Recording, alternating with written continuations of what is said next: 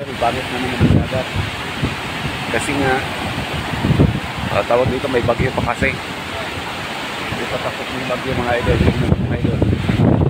Dagat. Napakalakas pa ng mga alon. Yung mga barko mga idol, matagod pa eh. Ayun, nagsitaguan mga barko mga idol. Yan. Kasi nga, may bagyo pa. Katapos lang ng isang bagyo, may bagyo na naman. So, yan. So ito mga idol, so papakita ko sa inyo mga sinira ng bahay, sinira ng bahay sa sa bagyong ito. Napakaano ng bagyo ito, napaka-unfair. Sinira talaga, grabe. Ayan o, dapa yung bahay o. Tapos ito mga idol, sinira o. Ayan o, tanggal yung bubong. Nakita nyo? Ayan o.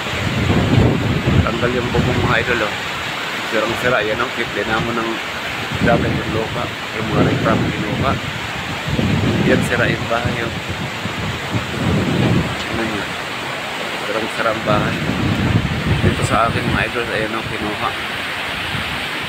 Kinuha din ng yung dagat yung lupa dito. Sira din. Sira yung bahay. Ilagyan lang ng mga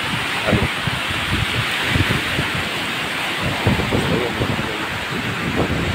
Ito sinira talaga. Naabot na yung haligi ko mga idol. Grabe, ang daming ayos yung mga idol. Hirap. Lalong pinahirapan tayo na yun o, butas. Pinuha talaga. So yan mga idol.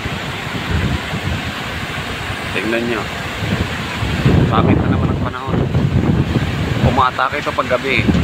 Tatlong araw na tapos dalawang gabi na umatake yung bagyo. Tingnan nyo, ubos na ubos yung tapos mamayang gabi na naman ito, atake naman ito. Sinira talaga yung pag malapit ka talaga sa dagat, yung bahay mo, nakakatakot. Sinisira ng sinisira ng alon. Lalakas kasi ng alon tapos hangin. Ayan.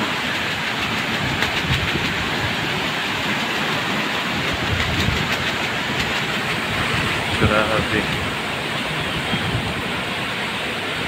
Ang idol, sinira yung bahay natin. Kaya update din tayo sa mga nangyayari sa kapaligiran natin mga idol. Kasi nga pag-ipatan na paparating, kaya update natin, sinisira yung mga bahay. Kawaw yung mga bahay na sinira o. Tignan nyo, ayan o, yun, dapa o. Kasi yung taas, tignan nyo, tanggal yung bubong o.